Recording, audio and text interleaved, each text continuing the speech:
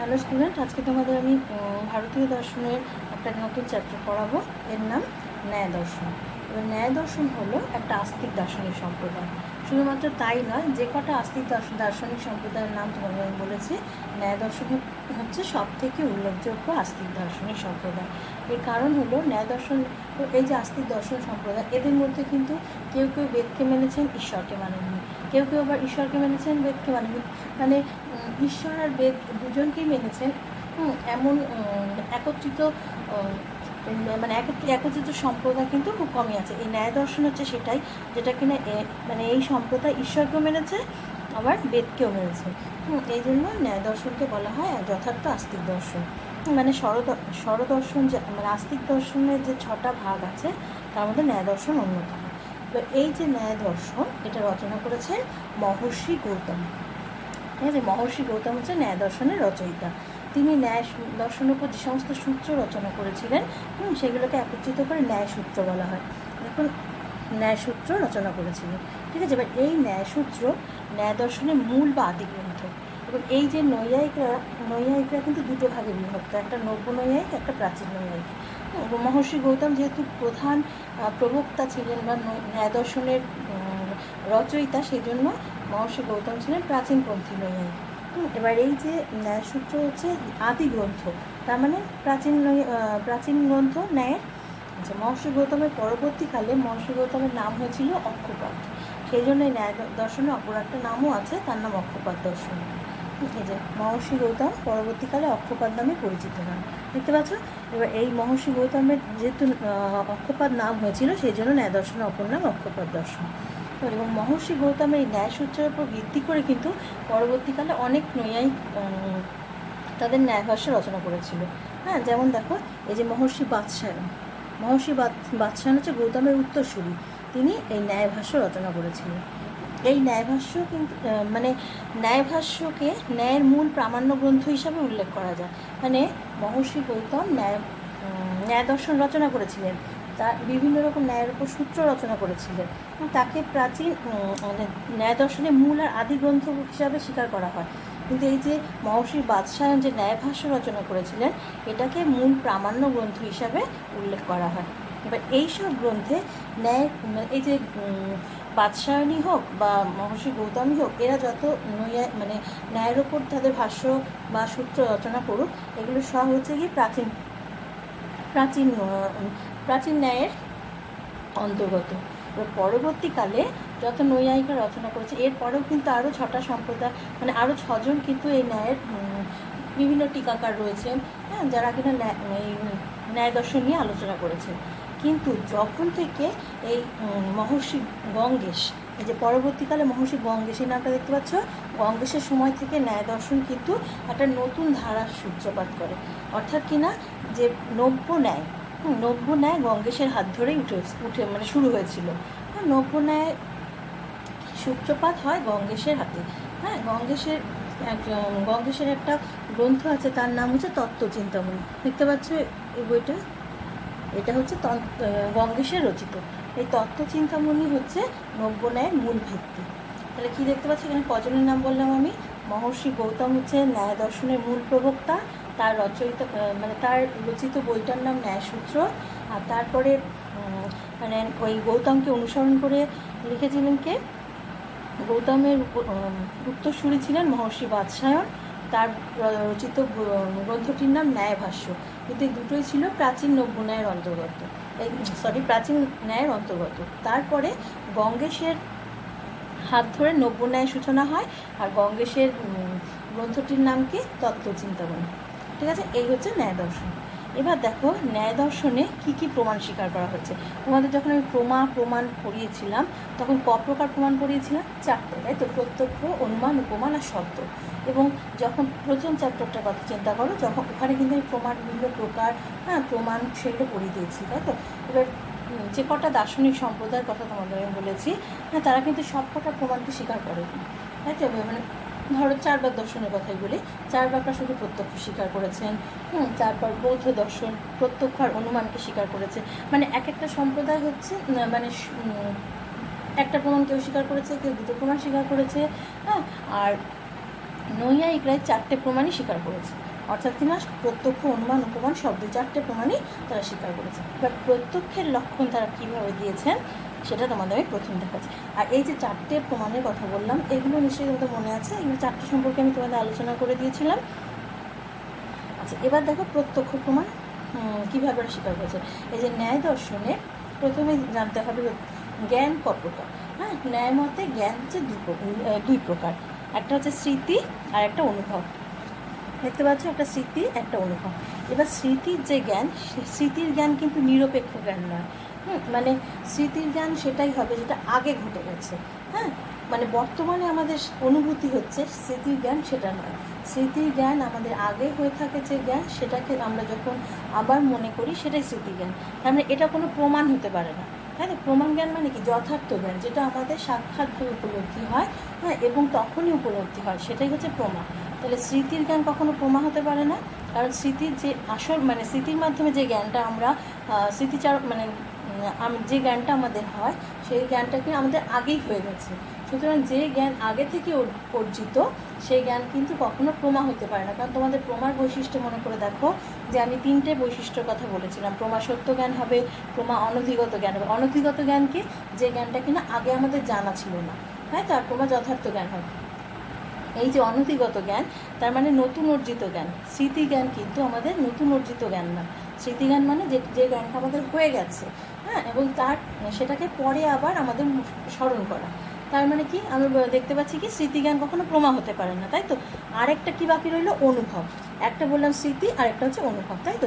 স্মৃতি আমি বললাম কি প্রমা হতে পারে না, আর রইলো অনুভব। এবার অনুভবটা কি দেখো, পূর্বে যার অনুভব হয়েছে, মানে যেটা আমাদের অনুভব হয়ে গেছে সেটাই পরে যদি আমরা মনে করি সেটা স্মৃতি হয়। তার মানে কি, অনুভবটা কিন্তু আমাদের বর্তমান জ্ঞান, যে জ্ঞানটা আমরা বর্তমানে যে জ্ঞানটা লাভ করি সেটাই হচ্ছে অনুভব। কিন্তু এই অনুভব কিন্তু দুরকম হতে পারে, একটা যথার্থ অনুভব হতে পারে, একটা অযথার্থ হতে পারে। এবার যেটা যথার্থ অনুভব, এই যথার্থ অনুভব কিন্তু আমাদের প্রমা জ্ঞান। যথার্থ অনুভব যেটা হচ্ছে আমাদের হয়, এই যে অনুভবকে আমি দুভাগে ভাগ করেছি দেখো। যথার্থ অনুভব যেটাকে বলা হয় প্রমা, আর অযথার্থ অনুভব মানে অপ্রমা। অযথার্থ অনুভব মানে যেগুলো ভুল জ্ঞান, সেগুলো হচ্ছে অপ্রমা। তোমরা তো জানোই, প্রমা মানে হচ্ছে সত্য জ্ঞান হবে, আর অপ্রমা যেটা সেটা মিথ্যা জ্ঞান হবে, তাই তো। তাহলে এই যে যথার্থ জ্ঞান যেটা, সেটাই প্রমা হবে, তাই তো। আচ্ছা, তা এবার এই যে তোমাদের বললাম এক্ষুনি যে নৈয়ায়িকরা 4টেই স্বীকার করে, 4টে প্রমাণ স্বীকার করেছেন, প্রত্যক্ষ, অনুমান, উপমান, শব্দ। তাহলে দেখতে পাচ্ছ যে জ্ঞানকে আগে প্রথমেই প্রমা স্বীকার করতে গেলে আগে আমাদের দেখতে হবে যে জ্ঞান ক প্রকার। জ্ঞান 2 প্রকার, হ্যাঁ, একটা হচ্ছে স্মৃতি, একটা অনুভব। স্মৃতিকে আমরা কখনো নিরপেক্ষ জ্ঞান বলতে পারি না, স্মৃতি কিন্তু প্রমার অন্তর্গত নয়, আর কারণ পূর্বে আমাদের হয়ে গেছে জ্ঞানটা। আর অনুভব হচ্ছে আমাদের বর্তমান জ্ঞান। এবার এই অনুভবটা দুরকম হতে পারে, একটা যথার্থ হতে পারে, একটা অযথার্থ হতে পারে। যে অযথার্থ জ্ঞান সেটাকে প্রমার অন্তর্গত আমরা অন্তর্গত বলি না, যেটা যথার্থ জ্ঞান সেটাই প্রমার অন্তর্গত। এবার এই প্রমা 4 প্রকার হতে পারে, একটা প্রত্যক্ষ, অনুমান, একটা প্রত্যক্ষ, অনুমান, উপমান আর শব্দ। এবার নৈয়ায়িক যারা, তারা 4টেই প্রমাণ স্বীকার করেছেন। ঠিক আছে, এই হচ্ছে ন্যায় দর্শনের স্বীকৃত প্রমাণ। এবার আমরা দেখব কি প্রত্যক্ষ প্রমাণটাকে তারা কীভাবে এক্সপ্লেন করেছেন। প্রত্যক্ষ প্রমাণ যেটা, মহর্ষি গৌতম রচিত যে ভাষ্যটা, তার নাম কি? ন্যায়সূত্র, তাই তো। ন্যায়সূত্রে গৌতম কি বলেছেন দেখো, প্রত্যক্ষের লক্ষণ কিভাবে দিয়েছেন, ভালো করে দেখো। ইন্দ্রিয়ার্থ সন্নিকর্ষোৎপন্নম জ্ঞানম অব্যাপ্যদেশ্যম অব্যভিচারী ব্যবসায়ত্মকম প্রত্যক্ষম। এটা হচ্ছে গৌতম প্রদত্ত প্রত্যক্ষের সংজ্ঞা। ইন্দ্রিয়ার্থ, এটাকে যদি সন্ধি করি তাহলে কি হবে? ইন্দ্রিয় যুক্ত অর্থ, তাই তো। সেটা ইন্দ্রিয়ার্থ। সন্নিকর্ষোৎপন্নম, তার মানে ইন্দ্রিয়ের সাথে অর্থের সন্নিকর্ষ। হ্যাঁ, ইন্দ্রিয় আর অর্থ মানে হচ্ছে বিষয় বা বস্তু, ঠিক আছে। ইন্দ্রিয়ের সাথে বস্তু যদি আমাদের সন্নিকর্ষ হয়, মানে সংযোগ হয়, এই ইন্দ্রিয়ের সাথে বিষয়ের যদি আমাদের সংযোগের ফলে এই জ্ঞান উৎপন্ন হয়, কি জ্ঞান? অব্যাপ্যদেশ্য, অব্যভিচারী, ব্যবসায়ত্ব, তাহলেই সেটা প্রত্যক্ষ হবে। এবার এই 3টের মানে তোমরা জানো না, এই 3টের মানে আমি বলে দিচ্ছি। প্রথমে কি বলেছি? ইন্দ্রিয়ার্থ, তার মানে ইন্দ্রিয়যুক্ত অর্থ, মানে ইন্দ্রিয়ের সাথে আমাদের বিষয় সন্নিকর্ষ হতে হবে, ইন্দ্রিয়ের সাথে বিষয় সংযোগ হতে হবে। এরপরে কী ধরনের জ্ঞান হবে? এটা তো ভুলও হতে পারে, তাই না? ইন্দ্রিয়ের সাথে বিষয়, ধরো একটা সাপ দড়ি পড়ে রয়েছে, আমাদের সাপের জ্ঞান হবে, তাহলে তো সেটা প্রমা জ্ঞান হবে না, তাই তো? এবার কী ধরনের জ্ঞান হতে হবে? এই জ্ঞানের যে বৈশিষ্ট্যটা থাকতে হবে, সেই বৈশিষ্ট্যটা হচ্ছে এই অব্যপদেশ্য হতে হবে, অব্যভিচারী হতে হবে, ব্যবসায়ত্মক হতে হবে। ঠিক আছে, এবার এই তিনটের মানে তোমরা দেখে নাও। যেটা অব্যপদেশ্য কথার অর্থ হচ্ছে যা অন্য কিছুর মাধ্যমে প্রাপ্ত নয়। অন্য কিছুর মাধ্যমে প্রাপ্ত নয় মানে হচ্ছে যে আমাদের শুধুমাত্র যেগুলি ইন্দ্রিয়ের বিষয় সেগুলোর মাধ্যমেই আমরা জানতে পারি। ধরো অন্য কেউ তোমাকে একটা কোনো বিষয়ে কিছু বললো, হ্যাঁ, তাহলে কিন্তু আমাদের সেটা প্রত্যক্ষ হবে না। মানে আমাদের কটা ইন্দ্রিয়? 5টা ইন্দ্রিয় তো বহিরিন্দ্রিয়, এছাড়াও আরেকটা কী ইন্দ্রিয় আছে? আমাদের অন্তরিন্দ্রিয় আছে, মন আছে, তাই তো? এই যে 6টা ইন্দ্রিয়, এর মাধ্যমে যে জ্ঞান আমরা অর্জন করব সেটাই কিন্তু হবে অব্যপদেশ্য। অর্থাৎ অন্য কিছুর মাধ্যমে আমরা কোনো জ্ঞান অর্জন করলে সেটা কিন্তু প্রত্যক্ষ হবে না। অন্য কিছুর মাধ্যমে মানে ধর অন্য কেউ কিছু বলছে, কিংবা অন্য কারো যে পরোক্ষভাবে অর্জিত জ্ঞান, সেগুলো প্রত্যক্ষের আওতায় আসে না। ঠিক আছে, এটা হচ্ছে অব্যপদেশ্য। হ্যাঁ, আর অব্যভিচারী কথার অর্থ হচ্ছে সুনিশ্চিত। তোমরা ব্যভিচার কথা মানে জানো? ব্যভিচার কথা মানে হচ্ছে চরিত্রহীন, তাই তো? এবার অব্যভিচারী মানে চরিত্রযুক্ত। এখানে চরিত্রহীন মানে হচ্ছে যে বস্তুর যে বৈশিষ্ট্যটা নয়, হ্যাঁ, সেটাকে যদি আমরা সেভাবে জানি তাহলে হবে কি সেটা অব্যভিচারী জ্ঞান হয়। সেটা ব্যভিচার জ্ঞান হয়। অর্থাৎ কিনা দেখো, একটা সাপের যে বৈশিষ্ট্য থাকে, একটা দড়ির তো সেই বৈশিষ্ট্য থাকে না। এবার আমরা হঠাৎ করে একটা দড়িকে যদি সাপ বলে মনে করি, সেই জ্ঞানটা হয় ব্যভিচারী। হ্যাঁ, কারণ কি, দড়ির মধ্যে যে বৈশিষ্ট্যটা থাকে সেটা আমরা সাপের মধ্যে দেখি না, কিন্তু হঠাৎ করে যদি আমরা দড়িটাকে সাপ বলে মনে করি, তার মানে কি সাপের গুণটা দড়ির মধ্যে আমরা দেখতে পাই, তাই তো? এই যে দড়ির মধ্যে সাপের গুণটা দেখতে পাই, তার মানে অর্থাৎ সাপ আর দড়ি গুণ তো এক নয়। আমরা হঠাৎ করে দড়িটাকে সাপ বলে মনে করি, তার মানে কি দড়ির ওপর আমরা সাপের গুণটাকে চাপিয়ে দিই। এই যে এই দড়ির গুণের ওপর যে এই যে সাপের গুণটাকে অর্পণ করে দেওয়া, এটাকে বলে ব্যভিচারী জ্ঞান। তার মানে প্রত্যক্ষে যে লক্ষণটা হবে, অর্থাৎ কিনা যে সেটাই আমরা সঠিকভাবে প্রত্যক্ষ প্রমা বলতে পারবো, যে জ্ঞান হবে অব্যভিচারী। অর্থাৎ যে জ্ঞানে মানে যে জ্ঞানটা বা বস্তুর সাথে আমাদের সংযোগ হবে, সেই বস্তুর যা চারিত্রিক ধর্ম সেটাকে সেভাবে জানাটাই হচ্ছে অব্যভিচারী জ্ঞান। ঠিক আছে, অর্থাৎ সেইখানে কোনো ব্যভিচারিতা থাকবে না, অর্থাৎ কিনা ভুল ভাল কোনো কিছু থাকবে না, বা সেই জ্ঞানটা সঠিক হবে। এটাই হচ্ছে অব্যভিচারী বা সুনিশ্চিত। আর ব্যবসাত্মক মানে হচ্ছে সংশয় শূন্য, মানে আমাদের মনে কোনো সংশয় থাকবে না, হ্যাঁ, যে এটা কি সত্যি এই জ্ঞান, এরকম কোনো ভাবনা থাকবে না। ধরো দূর থেকে আমরা কিছু একটা অন্ধকারে একটা গাছকেই দেখতে পাচ্ছি, হ্যাঁ, এবার গাছটার আকৃতিটা কিছুটা মানুষের মতো, দূর থেকে দেখে এবার ভাবছি অন্ধকারে কি ওটা একটা মানুষ না গাছ। এই যে আমাদের মনের ধারণা, আমরা কনফার্মে বলতে পারি না যেটা মানুষ না গাছ, এই ধরনের জ্ঞানকে কিন্তু অব্যবসায়ত্মক জ্ঞান বলে। কিন্তু এই অব্যবসায়ত্মক জ্ঞান কিন্তু কখনো প্রত্যক্ষ হতে পারে না, যতক্ষণ পর্যন্ত না আমরা কনফার্ম হয়ে বলতে পারবো যে ওটা আদত কি মানুষ না গাছ, ততক্ষণ ওটা প্রত্যক্ষ প্রমার আওতায় আসবে না। আমরা যখন বুঝতে পারবো যে না ওটা সত্যিই মানুষ, কিংবা ওটা সত্যিই জ্ঞান, সত্যিই গাছ, তখন আমরা বুঝবো যে ওটা আমাদের ব্যবসাত্মক জ্ঞান হলো বা সংশয়শূন্য জ্ঞান হলো, এবং তখনই সেটা প্রত্যক্ষ জ্ঞানের অন্তর্গত হতে পারবে। তাহলে এই যে গৌতমের উল্লেখিত যে এই প্রত্যক্ষ প্রমাণের লক্ষণ, এখানে কী দেখতে পাচ্ছ? যে আমাদের জ্ঞানটা কী হতে হবে? যে ইন্দ্রিয়ের সাথে, এই সংস্কৃতটা দেখে নাও, ইন্দ্রিয়ের সাথে অর্থে বা বিষয়ের সন্নিকর্ষ হতে হবে বা সংযোগ হতে হবে, এবং সংযোগ হলে যে জ্ঞানটা হবে, সেই জ্ঞানটা কী হতে হবে? যে জ্ঞানটা কিনা আমাদের অন্য কিছুর মাধ্যমে প্রাপ্ত নয়, আমাদের ইন্দ্রিয়ের মাধ্যমে প্রাপ্ত হতে হবে সবসময়, মানে পরোক্ষভাবে অর্জিত কোনো জ্ঞান হবে না, অব্যভিচারী হবে, মানে যেটা কিনা একদম সুনিশ্চিত হবে, যে বস্তু যা বৈশিষ্ট্য সেটা আমরা জানতে পারবো। আর ব্যবসায়ত্মক হবে মানে সংশয় শূন্য হবে, তবেই তাকে আমরা প্রত্যক্ষ প্রমা বলতে পারবো। ঠিক আছে, তাহলে প্রত্যক্ষ প্রমার লক্ষণ তোমরা দেখে নিলে।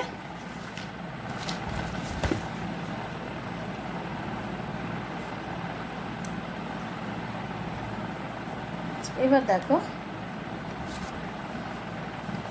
প্রত্যক্ষের স্বরূপটা কি। যথাযথভাবে যদি আমরা প্রত্যক্ষের স্বরূপটা উপলব্ধি করতে চাই, মানে আমি তো তোমাদের প্রত্যক্ষের লক্ষণ বলার সময় তোমাদের যখন এই প্রত্যক্ষের লক্ষণ বললাম, তখন তো আমি ওই শব্দগুলো ভেঙে ভেঙে তোমাদের বলে দিলাম।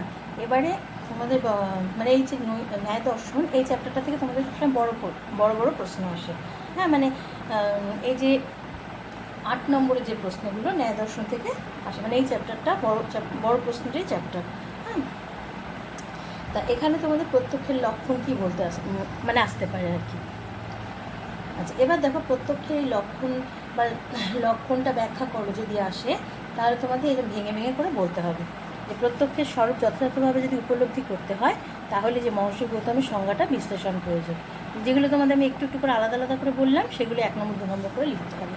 যে প্রথমে ইন্দ্রিয়। ইন্দ্রিয় আমি কি বলেছি যে কটা ইন্দ্রিয় আমাদের? 5টা বহিরিন্দ্রিয়, আর আরেকটা কি? আরেকটা হচ্ছে অন্তরিন্দ্রিয় মন, তাই তো? তাহলে ইন্দ্রিয় বলতে নৈয়ায়িকরা 5টা বহিরিন্দ্রিয়কে বুঝিয়েছেন, আর একটা অন্তরিন্দ্রিয় বা মনকে বুঝিয়েছে। এবার বহিরিন্দ্রিয়ের মাধ্যমে আমরা কি জানতে পারি? জাগতিক বস্তু, তাই তো? হ্যাঁ, কি চক্ষুর বিষয় কি আমাদের? চক্ষুর বিষয় হচ্ছে কি আমাদের রূপ। তারপর কর্ণের বিষয় শব্দ। এরকম এই যে 5টা আমাদের ইন্দ্রিয় রয়েছে, এগুলো সব জাগতিক বিষয়কে আমাদের জানতে সাহায্য করে। আর অন্তরিন্দ্রিয় বা মনের মাধ্যমে আমরা কি জানি? মানসিক অবস্থাগুলোকে জানতে পারি। ঠিক আছে, এটা হচ্ছে ইন্দ্রিয়। এবার অর্থ। অর্থ হচ্ছে বিষয়, আমি বলেই দিয়েছি আগে। অর্থ মানে কি? বিষয় মানে যে বস্তুর সাথে আমাদের ইন্দ্রিয়ের সংযোগ হয়। হ্যাঁ, এখানে বিষয় বলতে বিষয় মানে কিন্তু অর্থ মানে বিষয় বলতে কিন্তু ধন সম্পত্তিও হয়, হ্যাঁ সেটা কিন্তু নয়। এখানে বিষয় বলতে বোঝায় কি জ্ঞানের বিষয়, অর্থাৎ কিনা যেটা সম্পর্কে আমরা জ্ঞান অর্জন করতে যাচ্ছি সেটাই হচ্ছে অর্থ। হ্যাঁ, এবার আমাদের প্রত্যেকটা ইন্দ্রিয়ের নিজস্ব বিষয় রয়েছে, কারণ কি আমরা চোখ দিয়ে যে জ্ঞানটা অর্জন করি নিশ্চয়ই কান দিয়ে সেটা করি না। প্রত্যেকটা নিজস্ব মানে প্রত্যেকটা ইন্দ্রিয়ে কিন্তু আলাদা আলাদা নিজস্ব কিছু বিষয় রয়েছে। মানে আমাদের 5টা যে বহিরিন্দ্রিয় সেগুলো প্রত্যেকটা আলাদা আলাদা বিষয়। চক্ষুর বিষয় কি? রূপ। কর্ণের বিষয় শব্দ। তারপর জিহ্বার বিষয় কি? স্বাদ। এদের প্রত্যেকটা কিন্তু নিজস্ব বিষয় রয়েছে, একটা কখনো আরেকটার সত্তা বহন করে না, তাই তো? আর মনের বিষয় কি? সুখ দুঃখের অনুভূতি, ঘৃণা, লজ্জা, এগুলো সব মনের বিষয়। ঠিক আছে, এই তাহলে দেখতে পেলে ইন্দ্রিয় একটা ইন্দ্রিয়ের কথা বললাম। 1 নম্বর যখন প্রত্যক্ষের লক্ষণ ব্যাখ্যা করতে দেবে তোমাদের কিন্তু এরকম 1 নম্বর 2 নম্বর করে লিখতে হবে। প্রথমে ইন্দ্রিয় বললাম, তারপর অর্থ, তাই তো? এবার সন্নিকর্ষ। সন্নিকর্ষ মানে কি? আমি প্রত্যক্ষের লক্ষণ যখন বললাম তখনই আমি বলে দিয়েছিলাম সন্নিকর্ষ মানে হচ্ছে সংযোগ, তাই তো? এবার ইন্দ্রিয় রইল, এবার বিষয় রইল, কিন্তু তাহলে প্রত্যক্ষ হওয়া কিন্তু সম্ভব নয়। দরকার কি? ইন্দ্রিয়ের সাথে বিষয়ের সন্নিকর্ষ বা বস্তুর সংযোগ। হ্যাঁ, আমাদের প্রত্যেকটা ইন্দ্রিয় সচল রয়েছে এবং বাহ্য জগতে বস্তুরও অস্তিত্ব রয়েছে, কিন্তু আমাদের যদি ইন্দ্রিয়ের সাথে সংযোগ না হয় বস্তুর, তাহলে তো আমাদের প্রত্যক্ষ সম্ভব নয়, তাই তো? এই জন্য কী বলা হয় যে আমাদের বাহ্যিক জগতে সব কিছু বস্তু প্রত্যক্ষ করা সম্ভব না। এই কারণটার জন্যই বলা হয় যে যেহেতু আমরা সব কিছু আমাদের ইন্দ্রিয়ের সাথে যোগাযোগ সম্ভব নয়, সুতরাং প্রত্যক্ষ সম্ভব নয়। যখনই আমাদের ইন্দ্রিয়ের সাথে বাহ্য বস্তু যোগাযোগ ঘটে বা মনের সাথে তার বিষয়ে যোগাযোগ ঘটে, তখনই সেটা প্রত্যক্ষ সম্ভব। এটাই হচ্ছে সন্নিকর্ষ। সন্নিকর্ষ আর বিষয় এই সন্নিকর্ষ যদি না হয় তাহলে কিন্তু ইন্দ্রিয়ের বিষয় কখনো মিল হতে পারে না, অর্থাৎ প্রত্যক্ষ সম্ভব হতে পারে না। অর্থাৎ এই যে টেবিলে ধরাটা ঘট রয়েছে, এবার ঘটের বিষয় কোনটা? ঘট তো একটা বিষয়, এবার এর সাথে সন্নিকর্ষ হওয়ার কথা কার? চোখের। এবার চোখের সাথে যদি ঘটের সন্নিকর্ষ হয় তাহলে আমাদের জ্ঞান হবে কি যে এটা একটা ঘট। হ্যাঁ, কিন্তু চোখের সাথে যদি আমার এই ঘট যে বিষয়টা, এর সাথে চোখ ছাড়া অন্য কোনো কিন্তু ইন্দ্রিয়ের আমাদের সংযোগ সম্ভব না। সংযোগ হলেও আমাদের কিন্তু জ্ঞান লাভ হবে না, তাই তো? কারণ কি আমরা জানি চোখের বিষয় হচ্ছে রূপ। এই জন্য চোখের সাথেই আমাদের ঘটটা সংযোগ বা সন্নিকর্ষ হওয়া প্রয়োজন, এবং তাহলেই আমাদের জ্ঞান লাভ হবে যে এটা একটা ঘট। ঠিক আছে, তাহলে আমাদের এই প্রত্যক্ষের ক্ষেত্রে কিন্তু ইন্দ্রিয় আর বস্তু এই দুটো থাকলেই হবে না, এদের মানে সন্নিকর্ষ বা সংযোগ হতেই হবে। ঠিক আছে, এবার হচ্ছে এই ইন্দ্রিয় আর অর্থের সন্নিকর্ষ তো হয়ে গেল। এবার কি ধরনের জ্ঞান উৎপন্ন হলে আমরা তাকে প্রত্যক্ষ বলতে পারি? এটা হতে হবে অব্যাপ্যদেশ্য। অব্যাপ্যদেশ্য কথার অর্থ হচ্ছে গিয়ে যে জ্ঞান মানে পূর্বে জানা শব্দের জ্ঞান থেকে আমাদের উৎপন্ন নয়, মানে আগে আমরা জেনে গিয়েছি সেই শব্দের থেকে কোনো জ্ঞান উৎপন্ন হতে পারে না। হ্যাঁ, যেমন ধরো আগে আমাদের কোনো জ্ঞান অর্জন করা হয়ে গেছে, এবার সেটাকে নতুন করে আমাদের প্রত্যক্ষ জ্ঞানের আওতায় আমরা আনি না। কারণ কি? যে জ্ঞানটা আমাদের হয়ে গেছে সেটা নতুন করে জ্ঞান অর্জন করলে সেটা হয় স্মৃতি। হ্যাঁ, যে ধরো আমাদের ঘট জ্ঞান একটা হয়ে গেল, হ্যাঁ, পরবর্তীকালে যদি একটা ঘটকে আবার দেখি তখন আমাদের মনে কী হয় যে এই বস্তুটা তো আমাদের আগে দেখা হয়ে গেছে, এটার নাম ঘট, তাই তো? তাহলে কী হয়? ওখানে কিন্তু আমাদের প্রত্যক্ষের নতুন কিছু হলো না, ওখানে কী হলো? স্মৃতি জ্ঞান হয়ে গেল। প্রত্যক্ষের জ্ঞান তখনই হতে হবে যখন আমাদের নতুন কোনো একটা বস্তুর সাথে ইন্দ্রিয়ের সন্নিকর্ষ হয়। হ্যাঁ, না হলে যে বস্তুর জ্ঞান আমাদের আগেই হয়ে আছে সেই জ্ঞানটা নতুন করে হলে সেটা সবসময় স্মৃতি জ্ঞান হয়, সেটা কিন্তু প্রত্যক্ষ জ্ঞান হয় না। ঠিক আছে, তাহলে প্রত্যক্ষ জ্ঞান কিন্তু পূর্বে জানা শব্দের থেকে কখনো আমরা পূর্বে শব্দ মানে যে শব্দের জ্ঞান আমাদের হয়ে গেছে সেই শব্দের সাথে আমাদের কখনো সন্নিকর্ষ হলে সেইটা আমাদের অব্যাপদেশ্য জ্ঞান হবে না। হ্যাঁ, এক্ষেত্রে দুরকম প্রত্যক্ষের ক্ষেত্রে দুটো ধাপ আছে। একটা হচ্ছে যখন সরাসরি বিষয় বা বস্তুর সাথে আমাদের ইন্দ্রিয়ের সংযোগ হয়, হ্যাঁ, সাথে সাথে কিন্তু আমরা বস্তুটাকে চিনতে পারি না। আগে আমাদের ইন্দ্রিয়ের সাথে বস্তুর সংযোগ হয়, তারপর আমরা মনে করি যে এটা ওই বস্তু। কিন্তু প্রথমেই যখন ইন্দ্রিয়ের সাথে বস্তুর সন্নিকর্ষ হয়, প্রথমেই কিন্তু আমরা সেটাকে উপলব্ধি করি, কিন্তু তারপরে আমরা বুঝি যে এটা কী বস্তু। এই ক্ষেত্রে প্রত্যক্ষের দুটো ধাপ আছে। হ্যাঁ, প্রথমেই হচ্ছে সংযোগ, তারপরে আমরা জ্ঞান লাভ করি যে আসলে ওটা কী বস্তু। তার মানে এই যে প্রথমেই আমরা যখন কোনো বস্তুর সঙ্গে আমাদের ইন্দ্রিয়ের সংযোগ হবে, ওটাকেই কিন্তু আমরা প্রত্যক্ষ বলতে পারি। অর্থাৎ কিনা তারপরে যদি আমাদের উপলব্ধি হয়ে যায় যে জ্ঞানটা আমরা আগে জানতাম, হ্যাঁ, তাহলে কিন্তু ওটা প্রত্যক্ষ জ্ঞান হয় না। ঠিক আছে, তার মানে আমাদের এই প্রত্যক্ষের প্রথম ধাপটাকেই জানাই হচ্ছে অব্যাপদেশ্য জ্ঞান। ঠিক আছে, এবার দেখো অব্যভিচারী। অব্যভিচারী বলতে বোঝায় কি, এই একটু আগে তোমাদের বলে দিয়েছি যে ব্যভিচারিতা মানে কি, চরিত্রহীনতা, তাই তো। এবার যে বিষয়ের যা চরিত্র তাকে যদি আমরা সেভাবে জানতে পারি তাহলে কিন্তু অব্যভিচারী জ্ঞান হয়। কিন্তু যে বিষয়ের যেটা চরিত্র নয় তাকে যদি আমরা সেভাবে না জেনে অন্যভাবে জানি, তাহলে কিন্তু সেই জ্ঞানটা আমাদের ব্যভিচারী জ্ঞান হয়ে যায়। অর্থাৎ কিনা যে বস্তুর যে চরিত্র বা যে বস্তুর যে গুণটা রয়েছে সেটাকে আমরা না জেনে অন্যভাবে জানি, তাহলে সেই জ্ঞানটা কিন্তু যথার্থ হবে না। অর্থাৎ যে জ্ঞান, যে বস্তু, যে গুণ বা যে চরিত্র আমাদের সেভাবেই জানতে হবে, তবেই সেটা কিন্তু প্রত্যক্ষ প্রমাণ হবে। প্রত্যক্ষ প্রমাণ কিন্তু, অর্থাৎ প্রত্যক্ষ প্রমাণ কথাটা যখন বলছি, প্রমাণ মানে বুঝতেই পারছো যেটা কিনা যথার্থ জ্ঞান সেটাই প্রমাণ, তাই তো। এবার প্রত্যক্ষ প্রমাণ মানে কি, যেই প্রত্যক্ষের মাধ্যমে যে জ্ঞানটা আমরা অর্জন করবো সেটা যথার্থ হতে হবে। তার মানে সেটা ব্যভিচারী হলে সেটা প্রত্যক্ষ জ্ঞান হবে না, তাই তো। প্রত্যক্ষ প্রমাণ হতে গেলে সেটাকে সবসময় যথার্থ বা অব্যভিচারী হতে হবে। তার মানে যে বস্তু বা জ্ঞান আমরা অর্জন করতে যাচ্ছি সেই জ্ঞানের অনুরূপ জ্ঞানই হচ্ছে অব্যভিচারী জ্ঞান। আর তারপরে ব্যবসায়ত্ব। ব্যবসায়ত্ব কথার অর্থ হলো সংশয় সূচক জ্ঞান, সংশয় শূন্য জ্ঞান, সংশয় শূন্য জ্ঞান, অর্থাৎ যে জ্ঞানে আমাদের কোনো সংশয় থাকে না, হ্যাঁ, সেটা হলো ব্যবসায়ত্ব জ্ঞান। যে প্রত্যক্ষে কোনো সংশয় থাকবে না,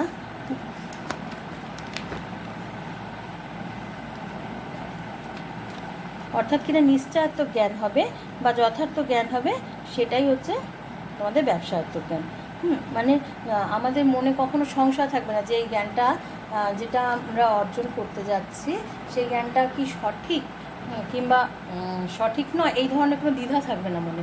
যেটা আমরা জানলাম, অর্থাৎ যেটা প্রত্যক্ষ আমাদের হলো, সেটা আমাদের যদি সঠিক হয়, মানে ধরো ওই যে উদাহরণটা দিলাম না, যে দূর থেকে কোনো একটা বস্তুকে যদি আমরা দুরকমভাবে চিন্তা করতে পারি যে এটাও হতে পারে, ওটাও হতে পারে, তাহলে সেটা কিন্তু যথার্থ জ্ঞান হবে না। ব্যবসায়ত্ব জ্ঞান হতে গেলে আমাদের একদম যথার্থভাবে জানতে হবে যে না, এটা সঠিকভাবে ওই একটাই বস্তু, তখনই আমাদের সেই জ্ঞানটা ব্যবসায়ত্ব জ্ঞান হবে। তাহলে এটা, এই যে 6টা লক্ষণ আমি তোমাদের বললাম, যে গৌতমের মতে যে প্রত্যক্ষের লক্ষণ ব্যাখ্যা করো বললে তোমাদের এই 6টা পরপর করে বলতে হবে, ঠিক আছে।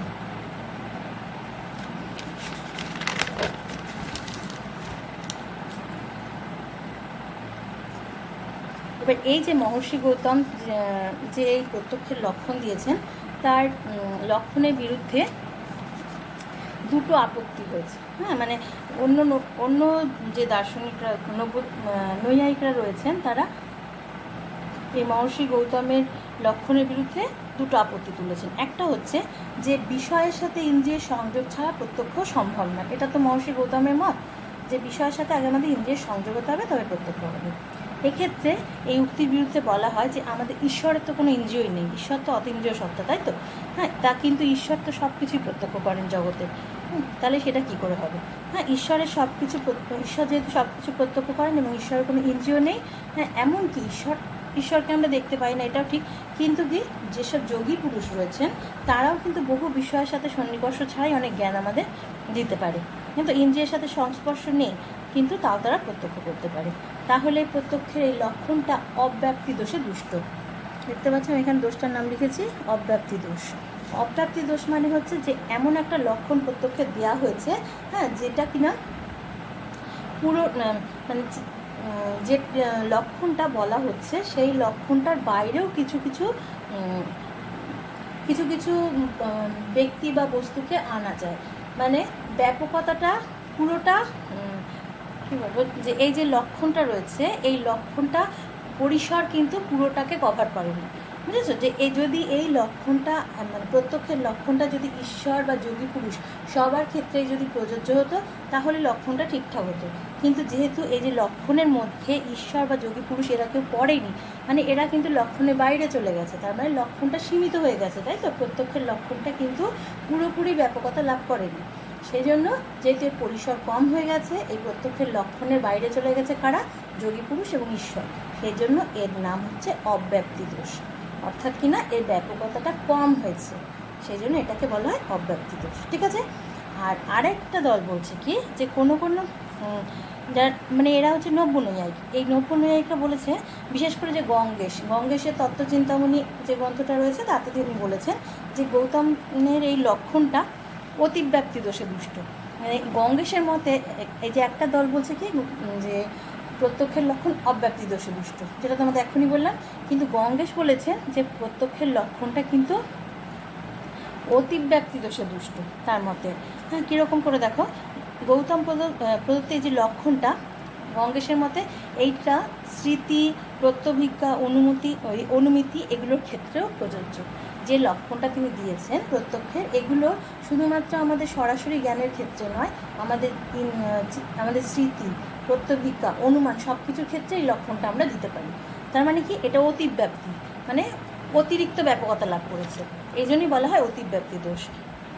কীরকম করে দেখো এবার, যে এই যে আমরা যখন পর্বতে ধূম দেখি, হ্যাঁ, পর্বত থেকে ধোঁয়া, অর্থাৎ কিনা ধোঁয়া বেরোতে দেখি, তখন আমরা কি অনুমান করি, যে ওখান থেকে যখন ধোঁয়া বেরোচ্ছে তার মানে ওখানে আগুন আছে, তাই তো, মানে বহ্নি আছে। এবং পরে প্রথমে কি হয়, চোখের সাথে কিন্তু আমাদের আগুনের সন্নিকর্ষ হয় না, হয় কিসের, আমাদের ধোঁয়ার সন্নিকর্ষ হয় বা ধূমের সন্নিকর্ষ হয়।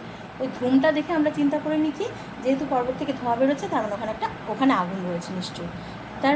তাহলে কিন্তু আমাদের আগুনের সাথে আমাদের চোখের সন্নিকর্ষ হলো না, হলো কিসের সাথে, ধূমের সাথে, এবং তার থেকে আমরা চিন্তা করে নিই কি, যে ওখানে নিশ্চয়ই বহ্নি আছে।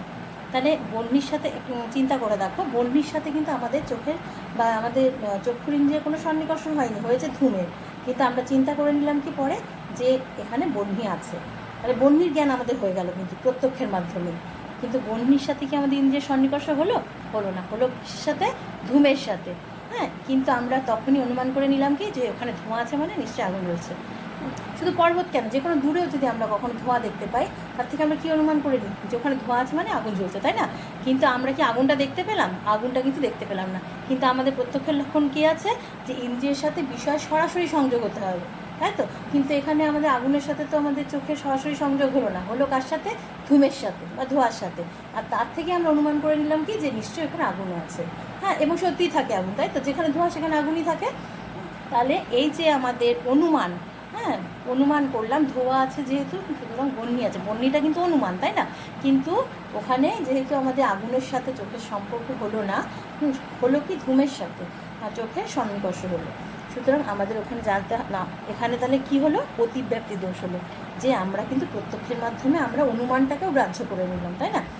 এই জন্য বলা হচ্ছে। আর তাছাড়া স্মৃতি, এখানে স্মৃতিও কাজ করছে, দেখো, কারণ আগে আমরা দেখেছি যে যেখানে ধোঁয়া সেখানে কিন্তু আগুন থাকে।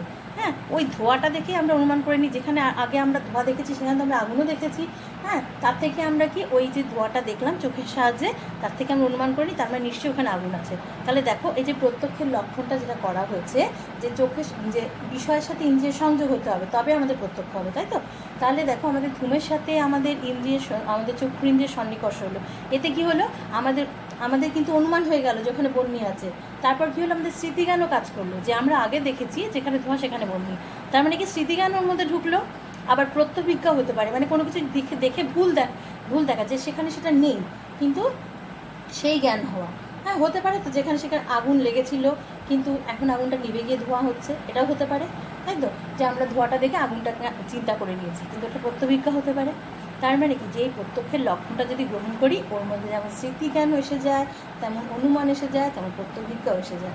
তাহলে এই যে গৌতমের প্রত্যক্ষের লক্ষণ যদি আমরা গ্রহণ করি, সেক্ষেত্রে কিন্তু আমাদের এই স্মৃতি, তারপর অনুমান, প্রত্যবিজ্ঞা, এই যে এই বৈশিষ্ট্যগুলো কিন্তু এদের বৈশিষ্ট্যগুলো ঢুকে যায়। তার মানে কি প্রত্যক্ষের লক্ষণে অতিব্যাপকতা ঘটে, অর্থাৎ যে লক্ষণটা, যে বৈশিষ্ট্যটা আমরা কোনো একটা কিছু দিতে চাইছি তার মধ্যে যদি অন্য আরও কিছু অন্য কিছুর ক্যারেক্টার ঢুকে যায় তাহলে সেটা কী হয়, অতিব্যাপকতা লাভ করে। সেই জন্য গঙ্গেশের মতে প্রত্যক্ষের লক্ষণ অতিব্যাপ্তি দোষে দুষ্ট। বুঝতে পারছো অতিব্যাপ্তি আর অব্যাপ্তির মধ্যে পার্থক্যটা কি? অব্যাপ্তি মানে যদি কিছু ছেড়ে এসে আমরা কিছু মানে কোনো একটা ব্যাপকতা যতটা হওয়া উচিত ততটা না হয়ে কিছুটা আমাদের বাদ দিয়ে দিতে হয়, সেটা অব্যাপ্তি। আর অতিব্যাপ্তি মানে যতটা আমাদের বলার দরকার, হ্যাঁ, অন্য কিছু বিষয় যদি তার মধ্যে ঢুকে পড়ে তাহলে সেটা অতিব্যাপ্তি। ঠিক আছে, এই হচ্ছে মহর্ষি গৌতমের মতের বিরুদ্ধে আপত্তি। আচ্ছা, এই অভিযোগের উত্তরে মহর্ষি গৌতম বলেছেন কি, যে প্রত্যক্ষ না হলে আমাদের স্মৃতি হয় না। এটা ঠিকই, হ্যাঁ, এটা সবাই মানতে বাধ্য যে আগে আমাদের প্রত্যক্ষ হতে হবে, তারপর স্মৃতি হতে হবে। কিন্তু প্রত্যক্ষের সাথে স্মৃতির একটা বিরাট একটা পার্থক্য আছে। সেটা কী বলতো? সেটা হচ্ছে সন্নিকর্ষ হলেই আমাদের প্রত্যক্ষ হয়। যখন আমাদের বিষয়ের সাথে বা বস্তুর সাথে আমাদের ইন্দ্রিয়ের প্রত্যক্ষ সন্নিকর্ষ হবে তখন কিন্তু প্রত্যক্ষটা হয়, তার আগে কিন্তু আমাদের প্রত্যক্ষ হয় না।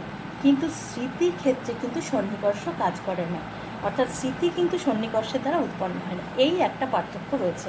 যখন আমরা প্রত্যক্ষ আর স্মৃতি এই দুটোর মধ্যে যদি আমি পার্থক্য করতে চাই, সেক্ষেত্রে দুটোর মধ্যে পার্থক্য করার একটাই রাস্তা, যেটা কিনা সন্নিকর্ষ। সন্নিকর্ষ প্রত্যক্ষের জন্য দরকার, যেটা কিনা স্মৃতির জন্য দরকার নেই। তাই প্রত্যক্ষের লক্ষণে এই যে স্মৃতিটা প্রযোজ্য হয়, প্রত্যক্ষের লক্ষণে আমাদের স্মৃতি ঢুকে পড়ছে, এই কথাটা কিন্তু বলা যুক্তিযুক্ত নয়। কারণ বারবারই বলা হচ্ছে যে বস্তুর সাথে ইন্দ্রিয়ের আমাদের সবসময় দরকার কি, সন্নিকর্ষ বা সংযোগ। হ্যাঁ, এই সংযোগটা শুধুমাত্র প্রত্যক্ষের ক্ষেত্রেই খাটে, স্মৃতির ক্ষেত্রে কিন্তু খাটে না। সেই জন্য এই যে স্মৃতি এর মধ্যে প্রত্যক্ষের লক্ষণের আওতায় এসে যায়, এই কথাটা বলা যুক্তিযুক্ত নয়। ঠিক আছে, এবার নব্য নৈয়ায়িক নব্য নৈয়ায়িক কিছু রয়েছেন, গঙ্গেশ উপাধ্যায় তার মধ্যে একজন। তার যে তত্ত্বচিন্তামণির এই গ্রন্থটা, তিনি তাতে একটা লক্ষণ দিয়েছেন কি, প্রত্যক্ষস্য সাক্ষাৎকারিত্বম লক্ষণম। এটা হচ্ছে গঙ্গেশের প্রত্যক্ষের লক্ষণ, প্রত্যক্ষ সাক্ষাৎকারিত্বম লক্ষণম। অর্থাৎ যার সম্পর্কে আমাদের সাক্ষাৎ জ্ঞান হবে সেটাই হচ্ছে আমাদের প্রত্যক্ষ হবে। মানে সাক্ষাৎ প্রতীতি হচ্ছে প্রত্যক্ষ। যেমন টেবিলে একটা বই রয়েছে, আমরা দেখলাম, বইটার জ্ঞান হয়ে গেল। হ্যাঁ, এখানে ওই অব্যাপদেশ্য, অব্যভিচারী, ব্যবসায়ত্বক এই সমস্ত তিনি ব্যবহার করেননি। হ্যাঁ, সরাসরি যে জ্ঞানটা আমাদের হয় সেটাই আমাদের প্রত্যক্ষ জ্ঞান। এবার সেটা ভুল কি সংসারযুক্ত কি তোমার মানে নতুন অর্জিত, ওই সমস্ত তিনি বর্ণনা করেননি। তিনি বলেছেন কি, সাক্ষাৎভাবে যে জ্ঞানটা আমরা অর্জন করবো সেটাই প্রত্যক্ষ। এটা হচ্ছে তোমার গঙ্গেশের উক্তি। হ্যাঁ, যেমন টেবিলে যে বইটা রয়েছে তখন আমরা শুনে এটাকে প্রত্যক্ষ করলাম, আমাদের সাক্ষাৎ জ্ঞান হয়ে গেল যে টেবিলে বই রয়েছে। আবার নব্য নৈয়ায়িক বিশ্বনাথ আছেন যিনি, হ্যাঁ, বিশ্বনাথের একটা বই আছে, মানে গ্রন্থ রয়েছে, তার নাম সিদ্ধান্ত মুক্তাবলী। সিদ্ধান্ত মুক্তাবলী হচ্ছে বিশ্বনাথের গ্রন্থ। সেখানে তিনি বলেছেন জ্ঞানকরণকং জ্ঞানম প্রত্যক্ষম, অর্থাৎ জ্ঞানের জন্য অন্য কোনো জ্ঞানকরণ হয় না। তাই হচ্ছে মানে যে জ্ঞানের জন্য অন্য কোনো জ্ঞানকরণ হয় না, মানে আমাদের যে জ্ঞানটা আমরা অর্জন করছি তার জন্য আমাদের অন্য কোনো জ্ঞানের সাহায্য নিতে হয় না, সেটাই হচ্ছে প্রত্যক্ষ। মানে যে জ্ঞান আমরা অর্জন করতে যাচ্ছি সেই জ্ঞানের জন্য আমাদের অন্য কোনো জ্ঞানের যদি সাহায্য না নিতে হয় তাহলে সেটা প্রত্যক্ষ জ্ঞান হবে। ঠিক আছে, এই হলো নৈয়ায়িকদের প্রত্যক্ষের লক্ষণ। আজ এইটুকুই থাক।